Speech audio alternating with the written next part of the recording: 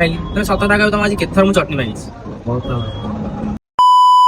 ଆଜି ମୁଁ ଦେଖିବି ଗୋଟେ ମୋମୋ ପ୍ଲେଟ ଅର୍ଡର କରିକି କେତେ ଥର ଚଟନି କୁ ରିଫିଲ କରିପାରୁଛି। କାରଣ ଲାଷ୍ଟ ଟାଇମ ମୁଁ ଯେବେ ଖାଇଥିଲି ବାରମ୍ବାର ଚଟନି ମାଗିବାରୁ ବହୁତ ଭିଡ ଥିଲା ଆଉ ଭାଇ ବି ବହୁତ ପରେଶାନ ହେଇଥିଲେ। କାରଣ ଜାରକାର ବେଷ୍ଟ ମୋମୋ ଏଇଠି ହିଁ ମିଳେ।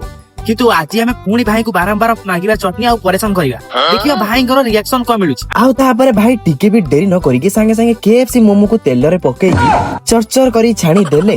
ଆଉ ତାପରେ ମୋମୋ ସହିତ ଟିକେ ମେୟୋନିଜ ଆଉ ଟିକେ ଚଟଣି ଦେଇକି ପ୍ଲେଟରେ ଆମ ହାତକୁ ବଢେଇ ଦେଲେ। ଆଉ ତାପରେ ଆମ କାମ ଆଉ କଣ, ବାଡେଇବା ଆଉ ତାକୁ ଦବେଇକି ବାଡେଇଲୁ। ଯାହାକୁ ଟେଷ୍ଟ ଆଗରୁ ଯେମିତି ବୋବାଲ ଏବେ ବି ସେମିତି ବୋବାଲ। ଆଉ ଗୋଟେ ମୋମୋ ଖାଇସାରିଲା ପରେ ଏବେ ଟାଇମ ଆସିଥିଲା ଭାଇଙ୍କୁ ହଇରାଣ କରିବା। ପ୍ରଥମ ଥର ଭାଇଙ୍କୁ ମାଗିଲା ପରେ ଭାଇଙ୍କର ରିଆକ୍ସନ କିଛି ବି ନଥିଲା। ଆଉ ଆମେ ପୁଣି ଆସୁଛି କି ନାହିଁ ପୁଣି ସାଙ୍ଗେ ସାଙ୍ଗେ ପଳେଇଥିଲେ ଆଉ ଥରେ ମାଗିବାକୁ। ଏଥର ବି ଭାଇଙ୍କ ରିଆକ୍ସନ କିଛି ନଥିଲା।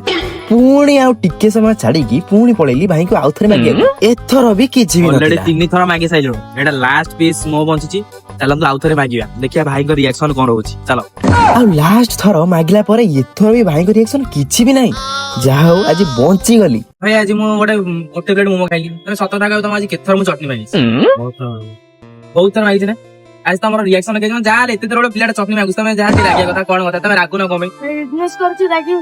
ଯେଥର ମାଗିବ ସେଥର ଦବ। ବଢିଆ ଆଉ, ମାନେ ମୁଁ ଭାବିଲି ଯାହା ରାଗିଯିବ କି କଣ ହବ। Thank you.